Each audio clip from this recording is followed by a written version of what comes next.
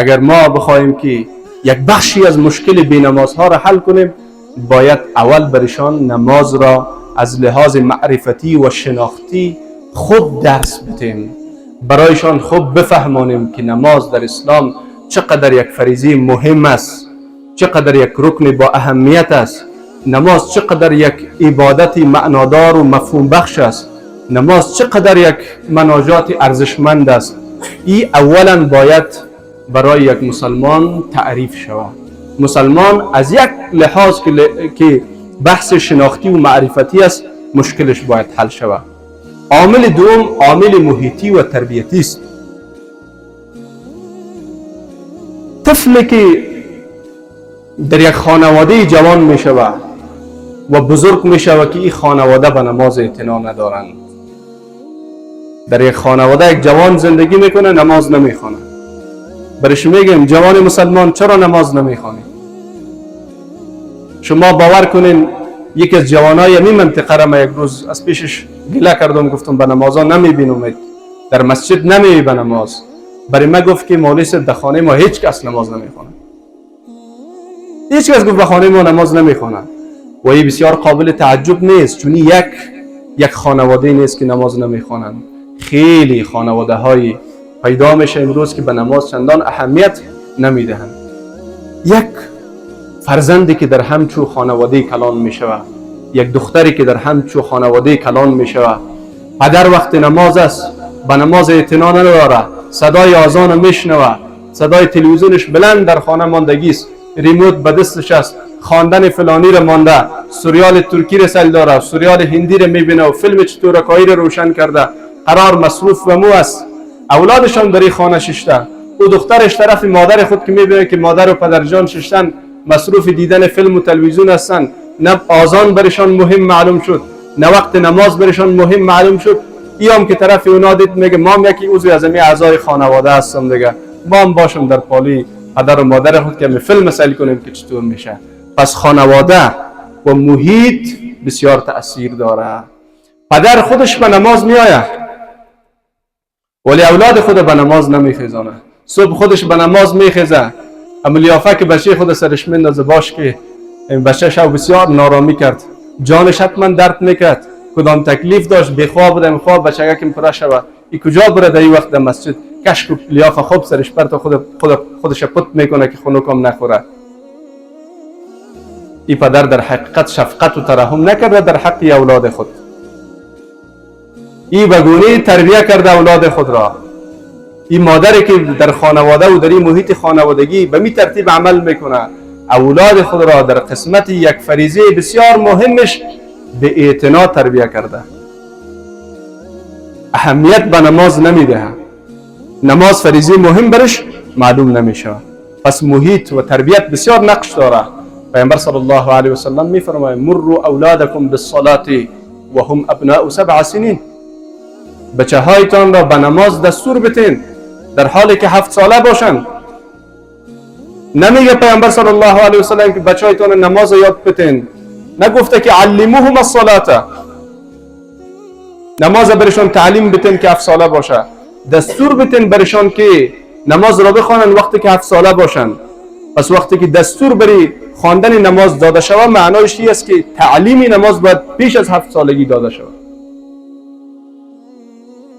پدر و مادر باید محیط را در خانواده فراهم کنه که پیش از اینکه اولادش 7 ساله شود و باید نماز خود یاد گرفته باشه.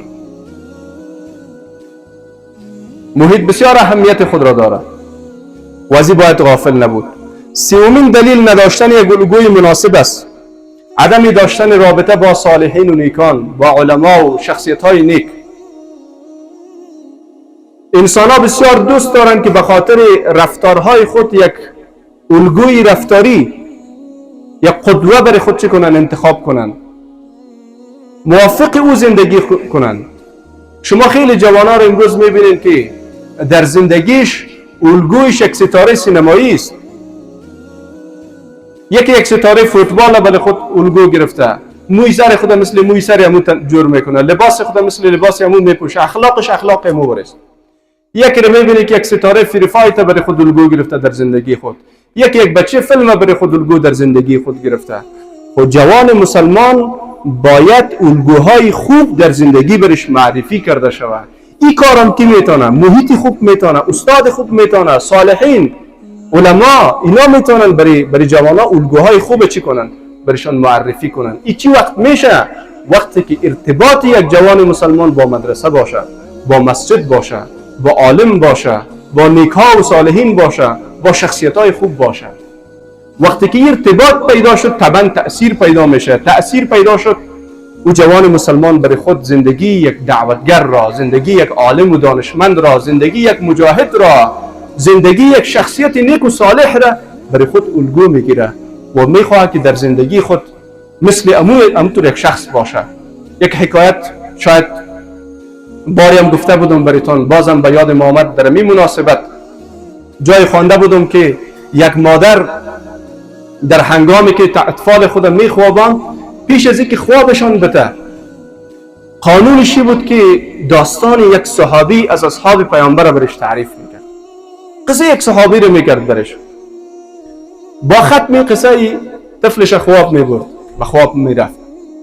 یک روز در مکتب که استادش پرسان میکنه از شاگردا، بچه میخوای در آینده چی باشی؟ میگه میخوام دکتر باشم. بچه در آینده میخوای چی باشی؟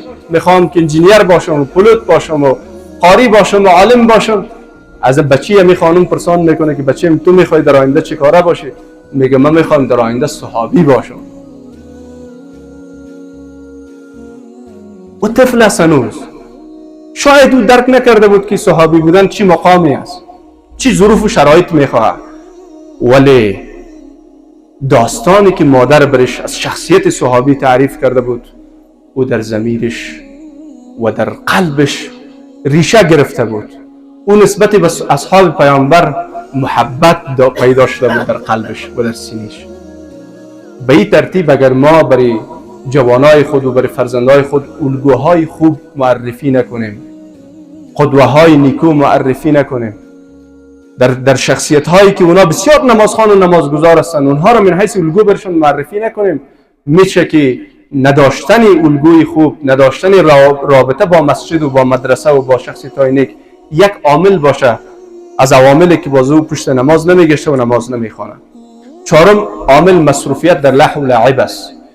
چهارم دلیلی که خیلی مردم نماز قضا میشه است در برنامه های غیر ضروری، در لهو و لعب بسیار زیاد چی میشن؟ مصروف میشن. متاسفانه یک آفت، یک بلا و یک مصیبت کلان معاصر اینترنت است، فضای مجازی است، یوتیوب و فیسبوک و نمیفهم تیک تاک و سایر برنامه هایی که در فضای مجازی است یک مصیبت است و یک زهر قاتل است، به خاطر که خیلی مردم مصروفی همیست. صدای آذان به گوشش میرسه، وقت نماز است، میگه تو باش که ببینم که دیگه چی گپ است، این فیلم ببین، او رو ببین، به این پست کو، به این پست کو، مصروف میشه، وقت نمازش تیر شده.